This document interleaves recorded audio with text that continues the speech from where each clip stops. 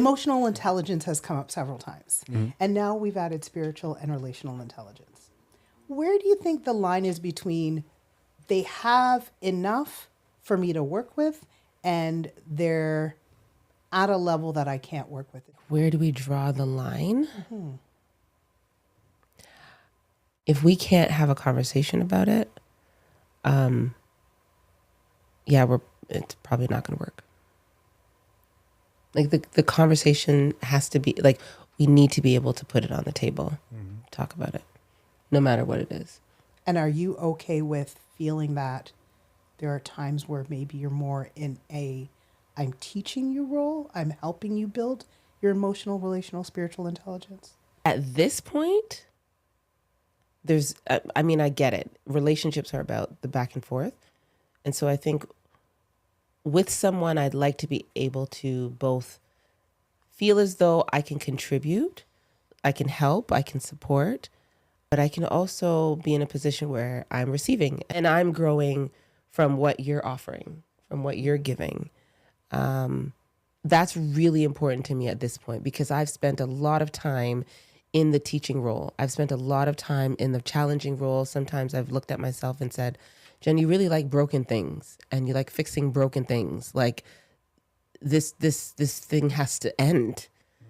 Like I'm tired. What about you? I think I expect to have to like teach and bring them along a little bit. I think emotional intelligence is one of my strengths. I have many weaknesses, many areas that I want to be better. And in emotional intelligence, I also want to be better in. But I do find that like, I would count that as one of my strengths. It's something that I've worked on and focused on. The minimum viable relationship level for me is there's a test that I do if I'm dating somebody new. At some point, there'll be something that I want them to tweak or like that maybe a way that I'd like them to relate to me differently. And I'll have that conversation generally, respectfully. And some people will just be like, no, I don't want to discuss this. Or I don't understand it. And other people will be like, okay. And they'll reflect. And either right away they'll say, and we'll have a healthy conversation about it. Or they'll take it away and reflect. And then we'll have a healthy conversation about it. And that's like the cutoff for me. Because if they can't handle that, or if we're not aligned in that way. And to be fair, sometimes from their perspective, they're like, it's too early to be having this conversation. I've only known you for 2 months, 1 month, whatever. And that's legitimate as well. My way is not the only way. But for me, we're going to be having these conversations going forward. So I like to see how they respond to that. As soon as I see something that I feel like maybe we could do better, or maybe, I'd like to experience more of this from you. So my two emotionally intelligent divorced people here, what's one thing you learned about yourself in your marriage and through your divorce that you knew you couldn't take into a new relationship? The thing that comes to mind is my level of tolerating too much without addressing or without directly saying something.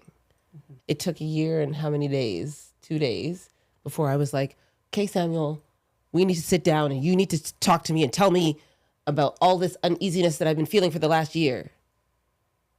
But could I have said that or had that conversation or requested that conversation or expressed discomfort earlier? Could I have requested, that upfront conversation earlier? I think I could have.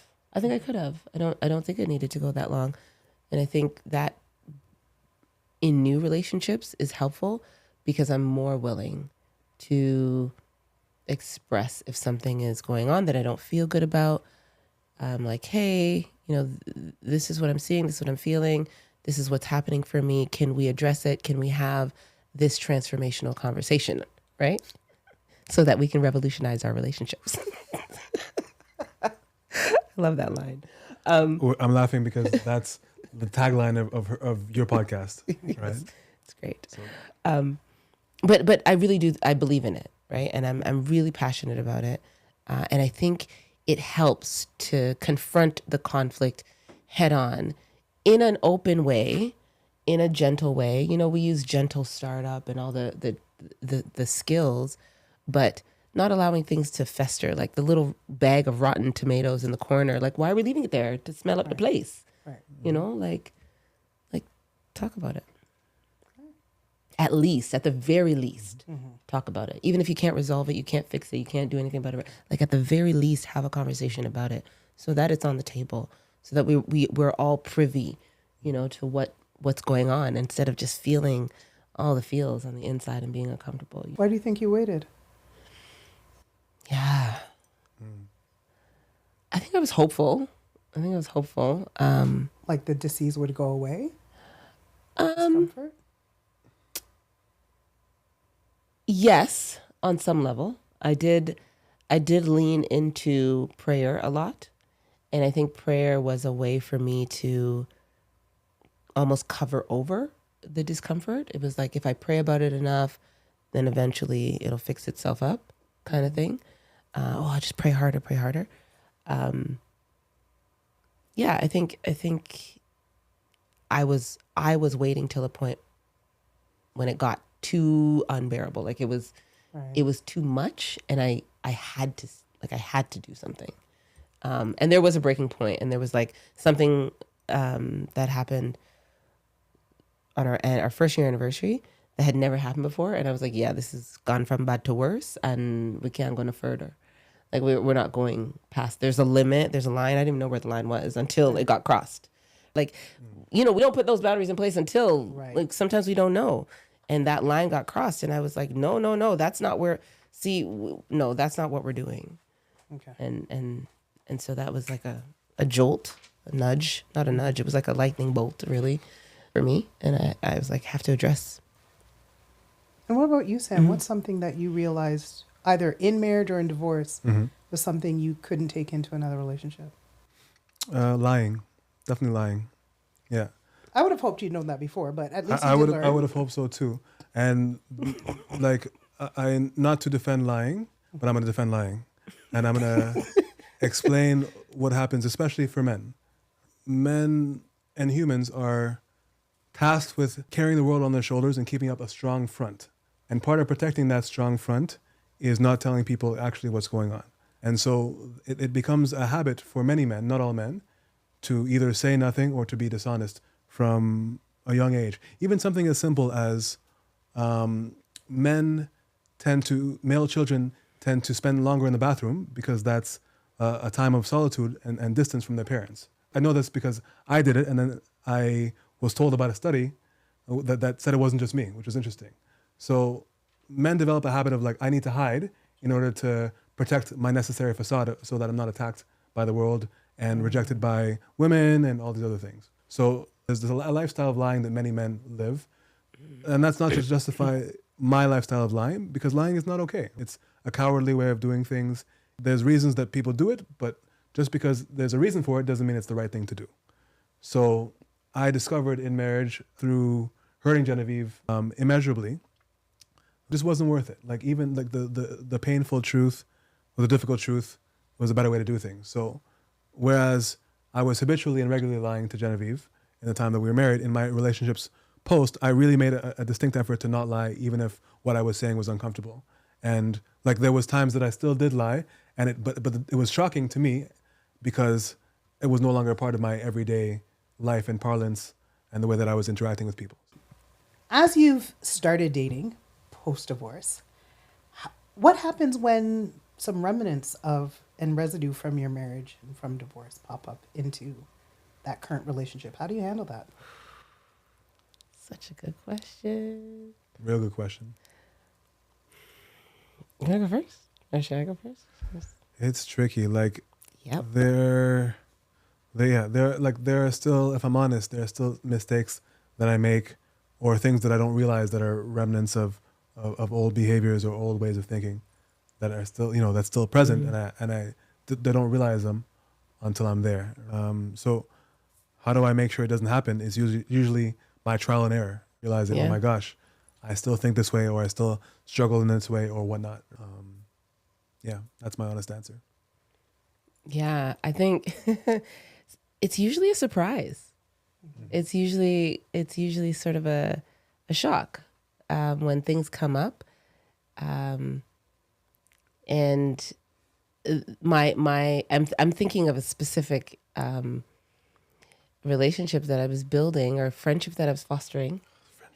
with an individual, and it very, very great person. Just again, I love words and wittiness and humor and all that stuff.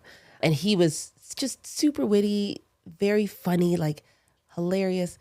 And so we're fostering this friendship, and it's great. And then he says, like, he reveals or shares that he's recovering. He's like a recovering addict.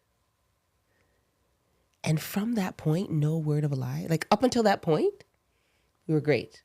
From that point, no word of a lie. All I saw was Samuel.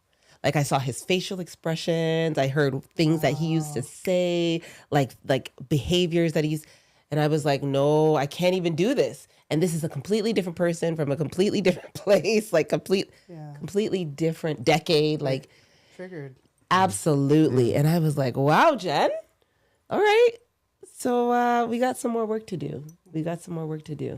And I mean, he's obviously not the same person and doesn't have the same qualities. You know, he's in recovery, and he was literally an amazing person, and, you know, working on his recovery and experiencing great success in that.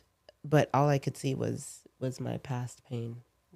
And so. Are you absolutely certain that it wasn't me in disguise? I'm not sure. I mean, he had locks, so I don't know. But they were a lot longer. I don't know. Okay. So you're not sure that it wasn't me? I'm not 100% sure. Okay. But yeah. So, but I'm pretty sure, though. I'm pretty sure. That would be weird. That'd be weird. What are you trying to insinuate, Sam? I know. Like, what's happening here? Nothing. I don't know why I said that. Just trying to be different. I know. So I have one last question that's kind of tied to the idea of residue, but maybe from a bit of a different perspective. Was there anything that you guys told one another in your marriage that you observed about the other person that at the time you couldn't see, but then another person you dated afterwards said the same thing, and then you start to go, okay, other people are telling me this. I need to look at myself. So for example, like you have a temper, and you're like, I don't have a temper, and then you keep hearing I have a temper. Oh. Right? So was there anything that maybe in the marriage you couldn't see it, but as you dated after the marriage, you continue to get similar feedback, which made you have to turn around and go, I might need to look at myself about this. Mm-hmm. Yes. I definitely got that. Please. Actually, I don't know. Well, yes, I would say I can come across as very arrogant. I mean, you know, people, oh, you're confident and all this. No, but I can come across as arrogant. When I speak, sometimes I'm very firm in my tone. And so that can come across as I know what I'm talking about. I know what I'm saying. I am right. You are not. You need to listen to me. You need to do it. I don't say it like that, obviously. But it can come across, my confidence and my convictions and sometimes my passion can come across as arrogant. And I think you did mention at one point, you're not always right. And while I know that I'm not always right, I am very convinced in the moments when I'm talking about a specific thing. Like if I believe in it, I'm like, no, this is it. And I hold strongly and sometimes stubbornly to my opinion. And that doesn't leave room at times for open conversation and for the invitation to have, you know, more dialogue and so on. And then it feels like pushing you away and condescending, right? And that's just not helpful for a relationship. That doesn't connect people together and create like comfort and safety and stuff. So I think in that I had to look at myself and work on how I deliver what I'm saying, especially when I'm strongly convicted, or when I'm passionate about something, or when I feel like I'm right. Right. And I mean, I've been working on that and I still continue to work on that. And it's a lot better now. I mean, we're a lot of years out, but at the time I do remember you being like, well, you're not always right. Like, you know, and I'm like, but I am right, you know? And it's like, but even if I am right, like there's still room for the conversation. Like it means if I'm right, you are not heard and whatever you're saying is not valid. And that's just not true, you know, and that's not helpful for for relationships. Yeah. Mine is a little bit lighter. I like to wax philosophical and go off on rants. I married Genevieve partially because I felt like we could talk about anything for however long, only to find out after the honeymoon period ended, I needed to be a lot more efficient with my words. And I couldn't go on a 1 hour long rant about whatever was on my mind spiritually or, and she would be like, Samuel, I'm zoning out in the middle of me talking. Oh. All right? No, but okay, wait. To my credit, I was honest about when I was zoning out because I actually did like your rants and I did want to hear what you had to say because I valued your words and your opinions. And so if I'm zoning out, then I'm not going to capture what you're saying. So I was like, wait, hold on. Like, we're going to have to put this into sound bites because I want to hear it. Yeah. But like, I can't right now. Yes. Like, I'm full. I would say that Genevieve still probably has the largest tank and capacity out of anybody that I dated for my rants. So it's not uncommon. It has not been uncommon for people to have zoned out or been like, what are you talking about? Like, why are you still talking? What happened? Why? I love the honesty. Yeah. So that's something that has been consistent throughout my post-divorce dating. Why am I picturing you putting the phone down and walking around and he doesn't know? I'm on the phone with Samuel. And the phone's over there.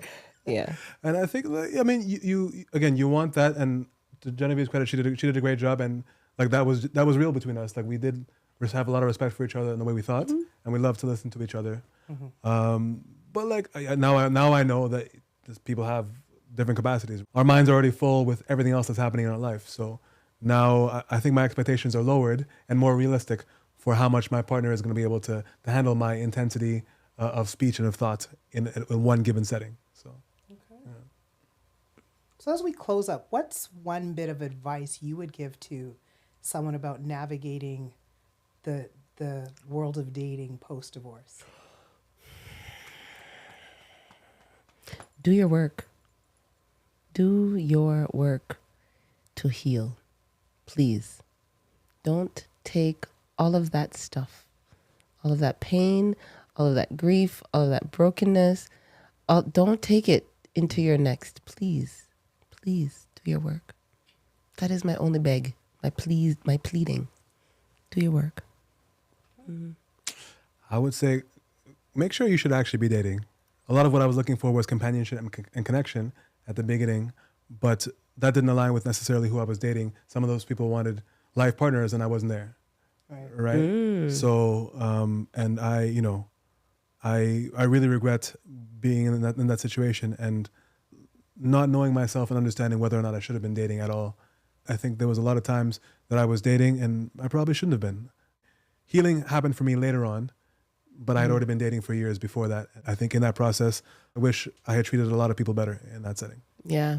Yeah. And I think maybe I'll qualify the do your work statement, right? And it really means to manage and deal with the emotions that come along with divorce that can spill over into how you show up in relationships with other people, how you treat them and how you treat yourself, what you expect for them, what you want for them, what you expect and want for yourself. I'm talking about like walking around with bitterness, resentment, with anger, with like rejection issues, abandonment issues, like those kinds of things cause you to show up in relationships in really like maladaptive ways. We sometimes only want to have our needs met and we don't care about the other person getting their needs met. Sometimes we feel really bad about ourselves. And so we want other people to validate us and we want their attention. And so we'll entertain them, but we really have no desire or care for being of help or of addition or impact to their lives. Like we don't want to give to them. We just want to take from them, or we're just going to use them for their attention, or and maybe this is a crass statement, but I really do view it this way when it comes to especially sexuality. Like you are literally masturbating with another person's body if you're using them for sex. Like you have no desire to give back to them. You have no desire to be of purpose in their lives. You have no desire to add or to enhance them. You don't care about their dreams. You don't care about their yeah, no, that's not a place you want to be when you're starting out to date after divorce. And I think divorce can really put you in a place sometimes where you're numbed out, where you don't care, where, just having another person in the space is comforting for you, right? It doesn't matter who it is. And that's not where we want to be, because then we start to destroy ourselves and each other in that place. And we wreak havoc, and it causes more harm than good in the long term.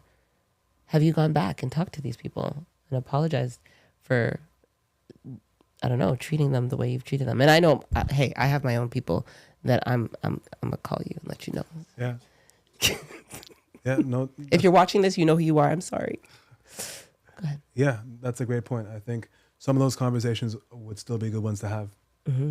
Mm-hmm. Yeah, absolutely. Thank you guys so much for joining us today on Sam and Jen Got Divorced. We appreciate you, and we value your input and your feedback. So leave us a comment. Let us know what you guys have done, if you've experienced dating woes after divorce or dating highs after divorce. Let us know, and we would be happy to interact with you. Be sure to like, share, and subscribe, as well as share this with specifically people who have experienced trouble in this area or difficulty or challenge. We hope to see you next time on Sam and Jen Got Divorced.